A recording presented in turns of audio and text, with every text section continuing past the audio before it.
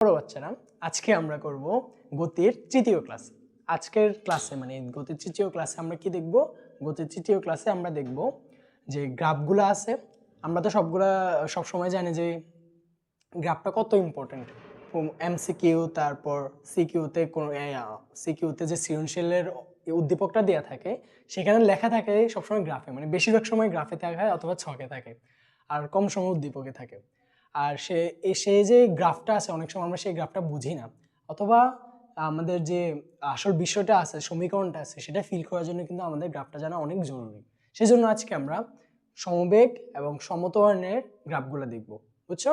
আগে আমরা সমবেগের গ্রাফটা দেখি, চলো হেডিং দাও। এই হলো সমবেগের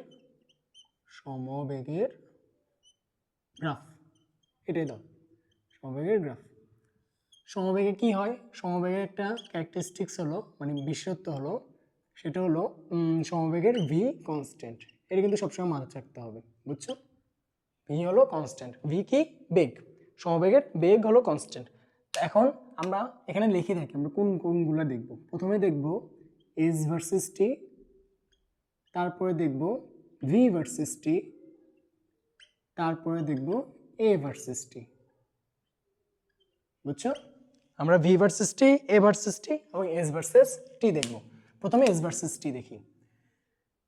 তোমাদের একটা বেসিক শিখাই রাখি, এখানে যে আমরা এস ভার্সেস টি দিছি, এস ভার্সেস টি যেটা ভার্সেসের আগে থাকবে সেটা থাকবে ওয়াই অক্ষে, আর যেটা ভার্সেসের পরে থাকবে সেটা হবে এক্স অক্ষে। মানে এরকম y versus t, sorry q লিখতেছি, ওয়াই ভার্সেস এক্স, মানে যেটা ভার্সেসের আগে থাকবে সেটা হলো ওয়াই, আর যেটা ভার্সেসের পরে থাকবে সেটা হলো এক্স। তো এখানে কি হবে? এস ভার্সেস টি, ওয়াই অক্ষে লাগবে এস, আর এখানে টি। তো একটা জিনিস দেখো, সমবেগের গ্রাফে আমি গত ক্লাসে দেখেছিলাম, তুমি এখান থেকে এখানে গেলা, দেখে মনে হচ্ছে সামনে গেছে, আচ্ছা বাদ দাও। তো এখানে যে আমরা প্রত্যেকটা সময় যে এস কাউন্ট করি, এস এর প্রত্যেকটা টিতে প্রত্যেকটা সেকেন্ডে আমরা এস কাউন্ট করব 0 0। আমরা এখানে একদম সহজ সরল হিসেবে 2 নিই আমরা, বুঝছো?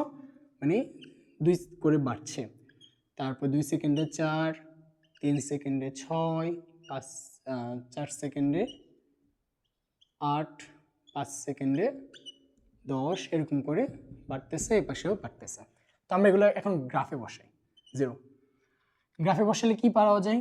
এর আগের ক্লাসে কিন্তু আমরা দেখছিলাম, আগের ক্লাসে দেখছিলাম এখানে যদি দাগ কাটি আমরা, আর এখানে যদি দাগ কাটি, তাহলে সেটা এরকম হবে। এটা আমরা আরেকটা জিনিস দিয়ে বুঝতে পারি, সেটা হলো আমাদের যে সরলরেখার যে সূত্রগুলো দেখছিলাম সেটা দিয়ে।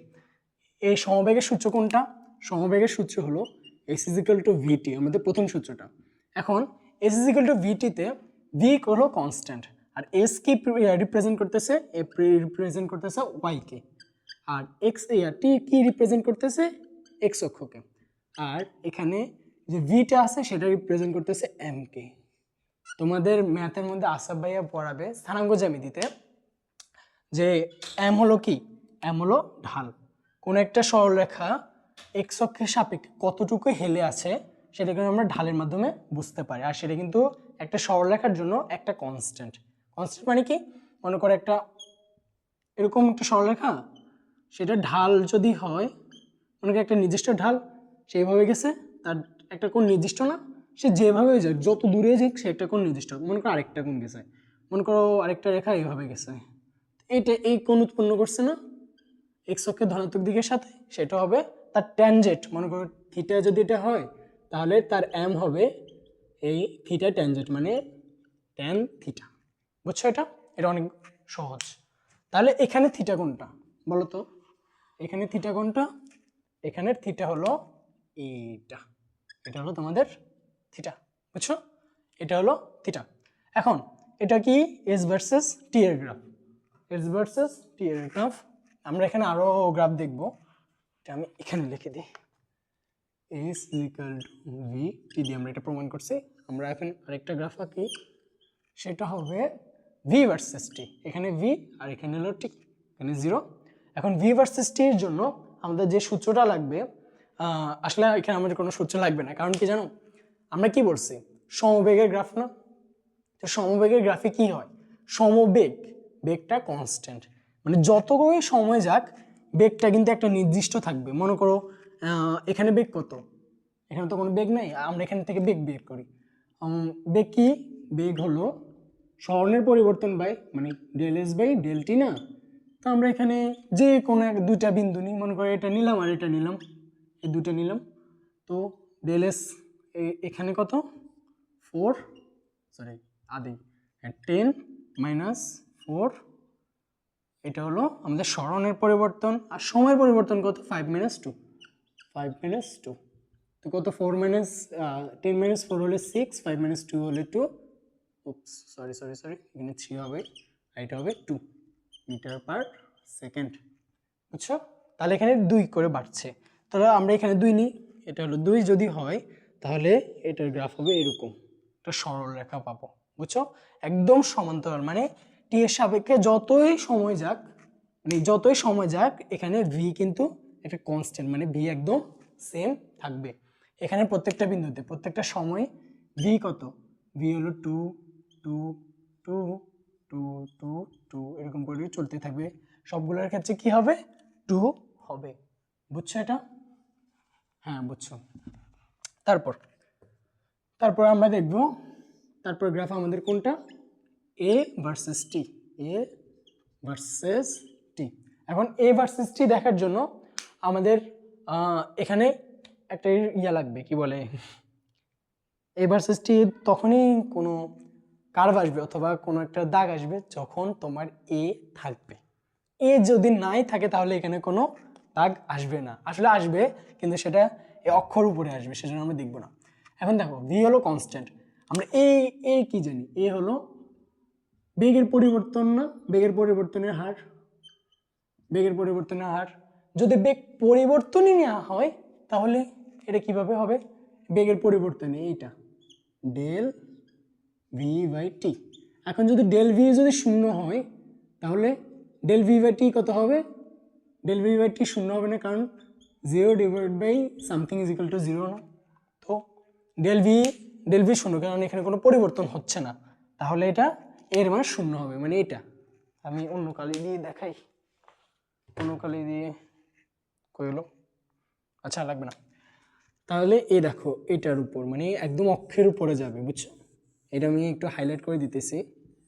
এটা হলো তোমাদের এ ভার্সেস টি, সমবেগের জন্য এ ভার্সেস টি এর গ্রাফটা। এখন আমরা দেখব সমত্বরণের ক্ষেত্রে।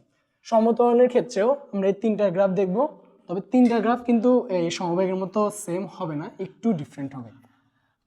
এইটা কেন মুসলিম তোমাদের লাগতো। হ্যাঁ, সমত্বরণের গ্রাফটা দেখি। দেখো সমত্বরণের গ্রাফ, সমত্বরণের গ্রাফ, এই সমবেগের গ্রাফে যে সমবেগের গ্রাফে যে একটা বিশেষত্ব ছিল, একটা বৈশিষ্ট্য ছিল, সেটা কি ছিল, ভি কনস্ট্যান্ট। এখানে কি কনস্ট্যান্ট হবে, এখানে হবে এ কনস্ট্যান্ট। বুঝছো, এই হবে কনস্ট্যান্ট। এ মানে কি, এ মানে হলো ত্বরণ, যেটা সময়ের সাথে সাথে চেঞ্জ হচ্ছে না, এটা একদম সেম আছে, কিন্তু ত্বরণের কারণে কিছু একটা পরিবর্তন হচ্ছে। সেটা কি বলতো, সেটা হলো বেগ। কারণ কি, বেগের পরিবর্তনের হার, এর পরিবর্তনের হার ইজ ইকুয়াল টু এ না, মানে ত্বরণ না। এখন এটাকে ডেল ভি এ টি এটা দাও তো, আচ্ছা এইভাবে না দিয়ে আমরা এভাবে বুঝাই। তো এ যদি বাড়ে, সময়তে এমনি বাড়তেছে, তো এ কখন বাড়বে, সরি এ কখন স্থির থাকবে, সময় তো বাড়তেছে, সময় তো সবসময় বাড়তেই থাকবে না, সময় সবসময় বাড়তে থাকবে না। তো ভি এই অনুপাতটাকে সেম রাখার জন্য ভিও কিন্তু বাড়তে হবে। মনে করো এর মান হলো 2, তো সময় প্রথমে ছিল কত, প্রথমে মনে করো সময় ছিল 1, তাহলে উপরে হতে হবে 2, তারপরে সময় ছিল 2, উপরে হতে হবে 4, কারণ কি অনুপাত কিন্তু সবসময় 2 রাখতে হবে। তারপরে সময় ছিল তারপর সময় মনে করো 4, তাহলে উপরে হবে 8, তারপর সময় মনে করো 12, উপরে হবে 24, তারপর মনে করো 32, উপর হবে 64। বুঝছো, এরকম করে বাড়তে থাকবে সব সময়। তাহলে কি এখান থেকে আমরা কি বুঝলাম, এখান থেকে আমরা বুঝলাম যে যদি সমত্বরণ হয় সেখানে কিন্তু ত্বরণ সেম থাকবে কিন্তু বেগ বাড়তে থাকবে। এটা আমাদের কোথায় কাজে লাগবে? এটা আমাদের গ্রাফে কাজে লাগবে। আমরা যদি এখন v/t গ্রাফ নিই, এখানে যদি 0 হয় তাহলে সেটা কি হবে? তাহলে সেটা হবে এরকম একটা রেখা, এরকম একটা রেখা, সরল রেখা হবে। কেন? দেখো t আর যদি v দিই আর এখানে চেঞ্জটা পরে দিই, 0 0-তে 0 ছিল, 1-এ দিলাম 2, 2-তে দিলাম 3, 3-তে দিলাম 4, কি লিখতেছি, 3-তে দিলাম 6, 2-তে দিলাম 4, এরকম করে চলতে আসে। কিন্তু আমরা যেভাবে এটা বুঝলাম এটাকে আমরা সূত্র দিয়েও বুঝতে পারি। কিভাবে? দেখো আমাদের একটা সূত্র ছিল, আমরা এই গত ক্লাসে দেখছিলাম v = u + at, মনে আসছে? এটা মনে থাকার কথা। এখন আমরা এখানে কোন থেকে শুরু করছি? আমরা এখানে ইউ থেকে শুরু করছি, যেটার ইউ হলো 0, আদিবেগ থেকে শুরু। আদিবেগ যখন 0 তখন থেকে আমরা শুরু করছি, আদিবেগ আমরা 0 কাউন্ট করছি। এখন এ যদি কনস্ট্যান্ট হয়, v is proportional to, আচ্ছা এটা এইভাবে দেখি, v = at হয় না? এখন v কাকে রিপ্রেজেন্ট করতেছে? v রিপ্রেজেন্ট করতেছে y কে। তাহলে y দিলাম, তারপরে a তো কনস্ট্যান্ট তাহলে সেটা হবে m, t তো কনস্ট্যান্ট তাহলে সেটা হবে t কনস্ট্যান্ট না, t x অক্ষে রিপ্রেজেন্ট করতেছে সেজন্য এটা x। দেন y = mx, এটা হলো মূল বিন্দুগামী সরলরেখার সমীকরণ। এখন একটা কথা হলো, তুমি বললা ভাইয়া ইউর মান যদি 0 না হয় তাহলে কি হবে? এখন ইউর মান 0 নাও দাও, তাহলে v = u + at, v কাকে? x, সরি v হলো y, তারপরে ইউটা পরে দিলাম, তারপরে a হলো m আর t হলো x, বুঝছো? এবার ইউটা কই? ইউটা হলো c, মানে এটা হলো y = mx + c। এখন বলে c কোত্থেকে পেয়েছেন? c হলো একটা কনস্ট্যান্ট, ইউর মান তার কোনো চেঞ্জ হবে না, এটা হলো কনস্ট্যান্ট। তখন কি হবে জানো? তখন এটা হবে, মনে করি এরকম কিছু একটা হবে, বুঝছো? এখান থেকে যে এটা দূরত্ব, এটা হবে c, মানে y অক্ষে যতটুকু ছেদ করছে y অক্ষকে সেটা হলো আমাদের c। আর এই সরলরেখা যেটা একই রকম সরলরেখা হবে, সেটা নির্ভর করবে এর উপরে, বুঝছো? এটাও কিন্তু m এর উপর নির্ভর করে। মনে করো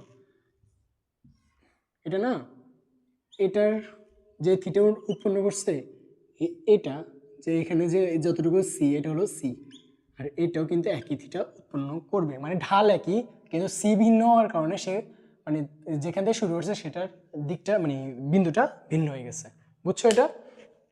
তারপর আমরা দেখব এস ভার্সেস টি এর গ্রাফ, এস ভার্সেস টি এর গ্রাফটা। ওয়েট এক মিনিট, ঠিক আছে। তারপর এস ভার্সেস টি, এখানে নিব আমরা টি আর এখানে নিব আমরা এস 0। এখন এস ভার্সেস টি দেখার জন্য আমরা এইভাবে দেখতে পারি, অথবা আমরা আরেকটা জিনিস দেখতে পারি, সেটা হলো কি?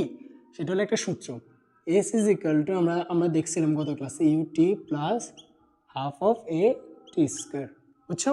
এখন ইউ আমরা যেহেতু মূলবিন্দু থেকে নিলে সবচেয়ে বেশি সুন্দর লাগে, সেজন্য আমরা আপাতত ধরে নিলাম ইউ 0। এখন ইউ যদি 0 হয় এই পুরা পদটা 0 হয়ে যাবে না?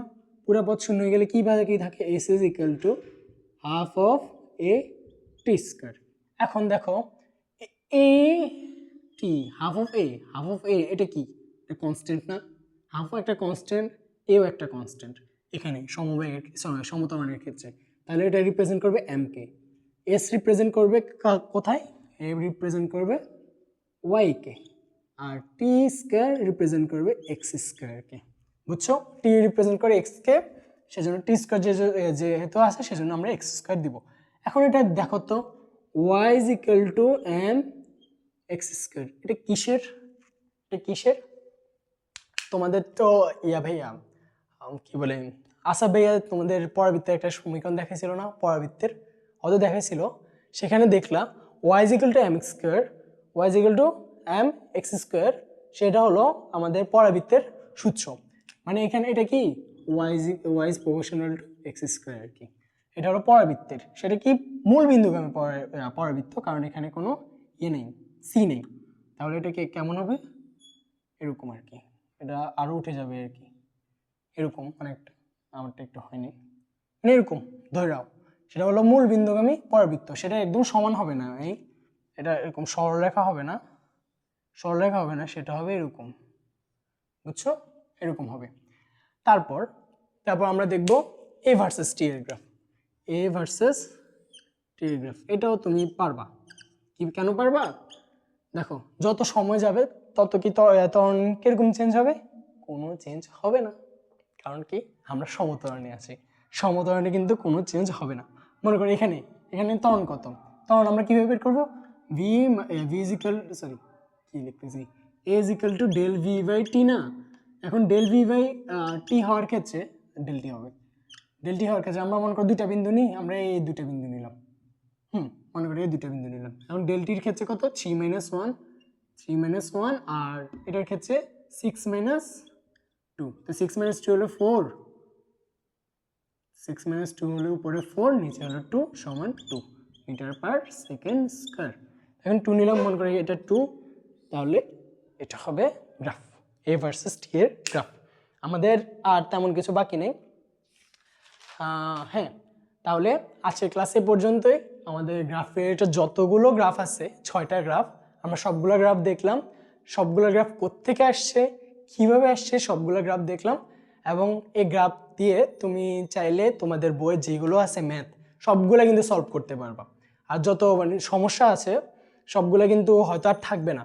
আর যদি তারপরেও কোনো সমস্যা থাকে, হয় ক্লাসটা আবার দেখবা, না হয় ক্লাসটা দেখার পরে যদি সমস্যা থাকে তাহলে আমাদের কমেন্ট বক্সে জানাবো, আমরা পরের ক্লাসে এই সম্পর্কে নতুন একটা ভিডিও দিব অথবা কমেন্ট বক্সে তোমাকে বুঝিয়ে দিব।